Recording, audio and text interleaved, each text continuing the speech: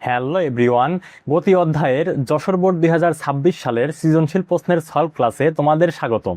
তাহলে দেখো, শুরু করা যাক। যশোর বোর্ড 2026 সালের খ নং কোশ্চেনে কি বলেছে আমরা একটু লক্ষ্য করি যে কোনো বস্তুর গড় বেগ শূন্য হলেও গড় দ্রুতি শূন্য নাও হতে পারে। এটি বুঝতে হলে আমাদের দেখো, গড় বেগের সূত্রটি ভি ইকুয়াল টু হচ্ছে এস ভাগ টি, এবং গড় দ্রুতির সূত্রকে একেও ভি দ্বারা প্রকাশ করা হয়, ভি ইকুয়াল টু হচ্ছে ডি ভাগ টি। এখানে এসটা কি, এস হচ্ছে সরণ, ডি হচ্ছে কি দূরত্ব। আমরা জানি যখন কোনো একটা বস্তু একটা নির্দিষ্ট স্থান থেকে যাত্রা শুরু করে যখন পুনরায় আগের অবস্থানে ফিরে আসে, তখন তার সরণ কি হয়, সরণ হয় হচ্ছে শূন্য। কিন্তু এদের দূরত্ব কি শূন্য হয়? দূরত্ব শূন্য হয় না। কারণ দেখো, এটা যদি এ পয়েন্ট হয়, এটা ধরে আমরা বি পয়েন্ট, এ থেকে বি পয়েন্টে গেল 5 মিটার দূরত্ব ধরলাম অতিক্রম করলো, এবং বি থেকে এ পয়েন্টে এসে আবার কি সে 5 মিটার দূরত্ব অতিক্রম করলো। তার মানে সে টোটাল দূরত্ব কত? 10 মিটার। এখানে দেখো, সরণের মান যখন শূন্য হচ্ছে, তাহলে আমাদের এই বেগের মানও কি হচ্ছে, গড় বেগের মানও কি হয়ে যাচ্ছে, শূন্য হয়ে যাচ্ছে। কিন্তু এখানে কি আমাদের দূরত্বের মান শূন্য হচ্ছে না? এখানে দূরত্বের মান শূন্য হচ্ছে না, সেজন্য আমাদের গড় দ্রুতির মানও কি শূন্য হবে না। বুঝতে পেরেছো? আশা করি সুন্দর মতো বুঝতে পেরেছো। এটা তোমাদের বোর্ড পরীক্ষা বা টেস্ট প্রি-টেস্ট পরীক্ষার জন্য এই প্রশ্নটা খুবই গুরুত্বপূর্ণ। তারপরে এখন আমরা আসি হচ্ছে গ নং সৃজনশীল প্রশ্নে। গ নং কোশ্চেনে কি বলছে, নিশাতের নবম সেকেন্ডের অতিক্রান্ত দূরত্ব নির্ণয় করো। এখন নবম সেকেন্ডের অতিক্রান্ত দূরত্ব নির্ণয় করতে বলছে। আমাদের উদ্দীপকে কি বলছে, শুভ ও নিশাত দুই ভাই স্কুলে যাওয়ার উদ্দেশ্যে সাইকেলে করে রওনা দিল। যাত্রাপথে শুভ 10 মিটার/সেকেন্ড সমবেগে এবং নিশাত 2 মিটার/সেকেন্ড সমত্বরণে চলছে। তাহলে যখন আমাকে একটা নির্দিষ্ট, অর্থাৎ যাত্রাপথে একটা নির্দিষ্ট সময়ের যখন আমাদের অতিক্রান্ত দূরত্ব বের করতে বলবে, তখন আমাদের সূত্র কি হবে, এস ইকুয়াল টু হচ্ছে U plus half into A into হচ্ছে কি 2t মাইনাস 1। বুঝতে পেরেছো? তাহলে দেখো, নিশাতের আমরা নবম সেকেন্ডের অতিক্রান্ত দূরত্ব নির্ণয় করি। গ নম্বর হচ্ছে কি দেওয়া আছে, সময় টি ইকুয়াল টু কত, 9 সেকেন্ড। আদিবেগ, যেহেতু যাত্রার শুরুতে আদিবেগ কত, ইউ ইকুয়াল টু হচ্ছে 0, এবং ত্বরণ কত, ত্বরণ দেওয়া আছে হচ্ছে 2 মিটার/সেকেন্ড স্কোয়ার। তাহলে নিশাতের নবম সেকেন্ডের অতিক্রান্ত দূরত্ব S9 ইকুয়াল টু হচ্ছে ইউ প্লাস হাফ ইন্টু হচ্ছে এ ইন্টু হচ্ছে 2t মাইনাস 1। এটা হচ্ছে সূত্র। তাহলে আদিবেগ হচ্ছে 0 যোগ হাফ ইন্টু ত্বরণ কত, ত্বরণ এ হচ্ছে 2 ইন্টু হচ্ছে 2 ইন্টু সময় কত 9 মাইনাস হচ্ছে 1। তাহলে দেখো, এখানে এই দুই কাটা যাচ্ছে, তাহলে এখানে আমাদের কি হবে, 9 দুগুণে 18 মাইনাস হচ্ছে 1, অর্থাৎ কত, 17 মিটার। 17 মিটার। তার মানে নিশাতের নবম সেকেন্ডের অতিক্রান্ত দূরত্ব কত, 17 মিটার। বুঝতে পেরেছো? আশা করি বুঝতে পেরেছো। এখন আমরা আসি হচ্ছে ঘ নং কোশ্চেনে। এটুকু তুলে নাও বা স্ক্রিনশট দিয়ে রাখো। ঘ নং কোশ্চেনে কি বলেছে দেখি, যে যদি নিশাত 20 মিটার পেছন থেকে উল্লেখিত ত্বরণের যাত্রা শুরু করত, তবে তাদের বিদ্যালয়ে পৌঁছানোর সময় গাণিতিকভাবে বিশ্লেষণ করো। দেখো, নিশাত এখানে স্বাভাবিকভাবে যাত্রা শুরু করে, নিশাত এবং হচ্ছে শুভ স্বাভাবিকভাবে যাত্রা শুরু। দেখো, এটা হচ্ছে বিদ্যালয়। উদ্দীপক অনুসারে নিশাত এবং শুভ এই পয়েন্ট থেকে যাত্রা শুরু করলো বিদ্যালয়ের দিকে। কিন্তু যখন আমাকে প্রশ্ন একটা শর্ত জুড়ে দিছে যে নিশাত যদি 20 মিটার পিছন থেকে যাত্রা শুরু করে, অর্থাৎ 20 মিটার পিছন থেকে সে কি করলো, যাত্রা শুরু করলো, তখন এই শুভ তো আগের অবস্থানেই থাকবে। কিন্তু নিশাত যেহেতু 20 মিটার পিছন থেকে যাত্রা শুরু করলো, তাহলে তাদের দুজনের সময় কতটুকু লাগবে এটা আমাদের বের করতে বলছে।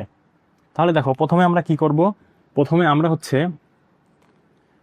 দূরত্বটা বের করব। আসলে নিশাত এবং শুভ উদ্দীপক অনুসারে যে অবস্থানে আছে, সেই অবস্থান থেকে ওই বিদ্যালয়ের দূরত্ব কতটুকু। যেহেতু তারা একই বিদ্যালয়ে যায়, তাহলে তাদের দূরত্বটুকু কতটুকু। তারপরে আমরা দূরত্ব জানলে তবে আমরা কি সময় বের করতে পারবো, তাছাড়া কি আমরা সময় বের করতে পারবো? পারবো না। আগে আমরা কি দূরত্ব বের করি উদ্দীপক অনুসারে। দেখো, ঘ নম্বর হচ্ছে উদ্দীপক অনুসারে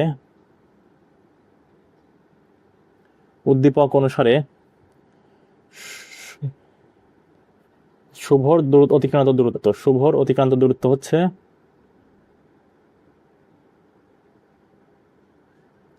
দূরত্ব। যেহেতু সে সমবেগে গেছে 10 মিটার/সেকেন্ড বেগে, তাহলে এস ইকুয়াল টু ভিটি। এখন বেগ কত, 10 মিটার/সেকেন্ড, তাহলে এস ইকুয়াল টু 10t। এটাকে আমরা কি করব, 1 নম্বর সমীকরণ দিলাম।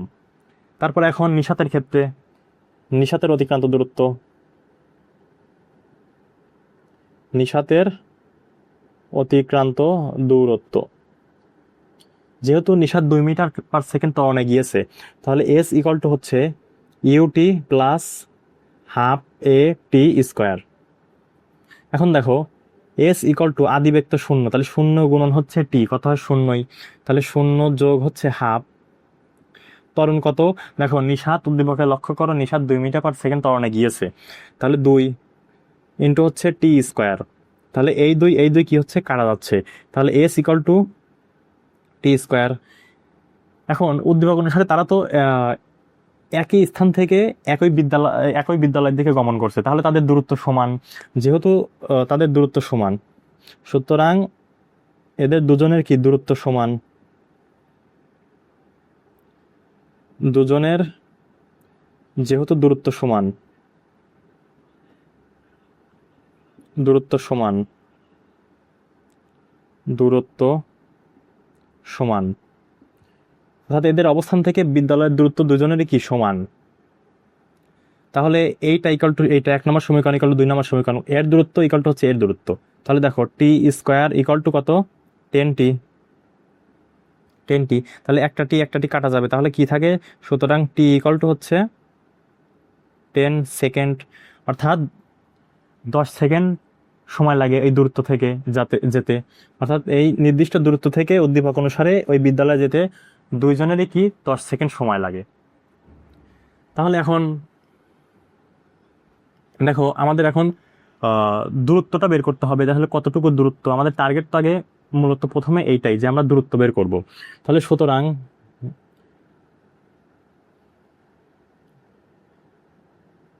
তাদের অবস্থান থেকে বিদ্যালয়ের দূরত্ব, তাদের অবস্থান থেকে বিদ্যালয়ের দূরত্ব দূরত্ব দূরত্ব কত, দেখো এস ইকাল টু হচ্ছে ভিটি, এস ইকাল টু ভিটি। তাহলে এস ইকাল টু হচ্ছে ভি কত, 10 গুণন সময় কত, 10। কারণ যেহেতু দেখো প্রথমে কিন্তু নিশাত এবং উদ্দীপক অনুযায়ী নিশাত এবং শুভ একই জায়গায় ছিল, আর একই জায়গা থেকে বিদ্যালয়ের দূরত্ব, যেহেতু নিশাত 10 মিটার/সেকেন্ড বেগে গেছে, বেগ যতটুকু হবে তার মানে শুভর বেগও সেম ছিল। ত্বরণের মান দিয়ে দিক, নিশাতের ক্ষেত্রে কি ত্বরণের মান দিয়ে দিছে কিন্তু বেগের মান দেয়নি, কিন্তু অবশ্যই তারা দুইজন হচ্ছে একই বেগে গিয়েছিল, তাহলে এদের বেগ কি হবে, বেগ হবে হচ্ছে 10 এবং হচ্ছে সময় কত 10, তাহলে এস ইকাল টু কত, 100 মিটার। 100 মিটার, তার মানে তাদের অবস্থান থেকে বিদ্যালয়ের দূরত্ব কত, 100 মিটার। এখন প্রশ্নানুসারে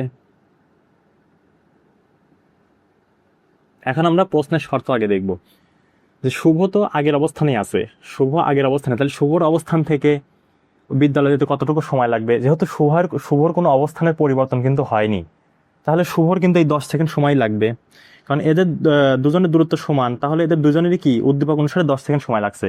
কিন্তু প্রশ্নানুসারেও কি এদের শুভর কি অবস্থানের পরিবর্তন হয়েছে, না শুভর অবস্থানের পরিবর্তন হয়নি, তার মানে এদের শুভর সময় কি সেম লাগবে। দেখো প্রশ্নানুসারে শুভর সময় লাগবে টি ইকাল টু হচ্ছে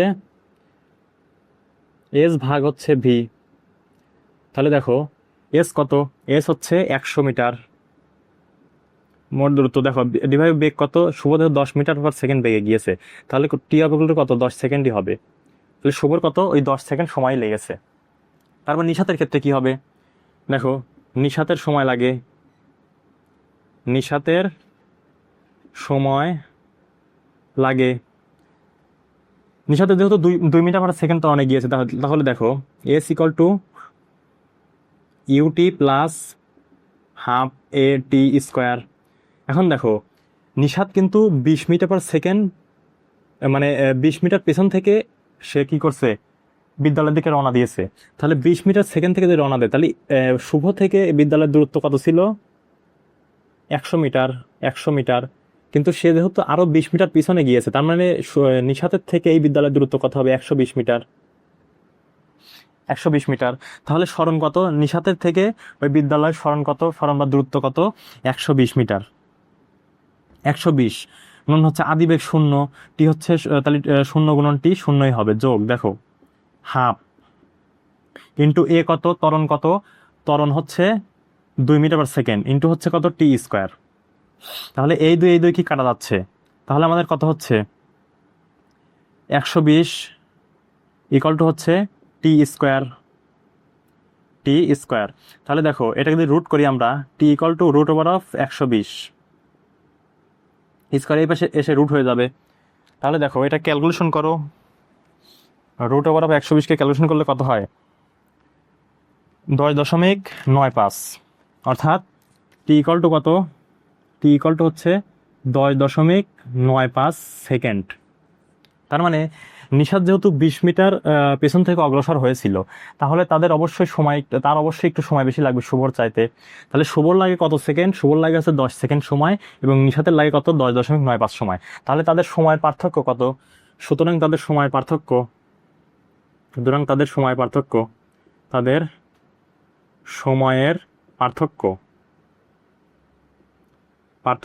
পার্থক্য কত, দেখো এর হচ্ছে 10.95 মাইনাস হচ্ছে 10 সেকেন্ড, তাহলে এদের পার্থক্য কত হবে, 0.95 সেকেন্ড। বুঝতে পেরেছো?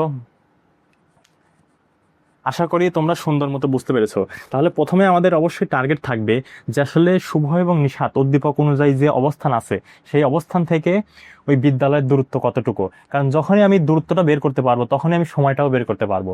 কিন্তু দূরত্বটা যদি আমরা না বের করতে পারি, তাহলে কিন্তু সময় বের করা যাবে না। তাহলে প্রথমে আমরা উদ্দীপক অনুযায়ী সময়টাকে বের করে নেব, যে 10 সেকেন্ড উদ্দীপক অনুযায়ী আমরা প্রথমে দূরত্বটা বের করে নিব। প্রথমে সময় বের করছি, তারপরে দেখো দূরত্বটা উদ্দীপক অনুযায়ী বের করছি, দূরত্ব কত, 100 মিটার। তারপরে দেখো আমরা কি সেই দূরত্ব অনুযায়ী আমরা সময় বের করতে পেরেছি। বুঝতে পেরেছো? আশা করি সুন্দর মতো বুঝতে পেরেছো। ক্লাসটি যদি তোমাদের ভালো লেগে থাকে, তাহলে অবশ্যই আমাদের এই চ্যানেলটি সাবস্ক্রাইব করবে, এবং এই ক্লাস সম্পর্কে তোমার যে কোনো মতামত আমাদের এই ভিডিওর কমেন্ট বক্সে জানাবে। ততক্ষণ সবাই সুস্থ থাকো, ধন্যবাদ, আসসালামু আলাইকুম।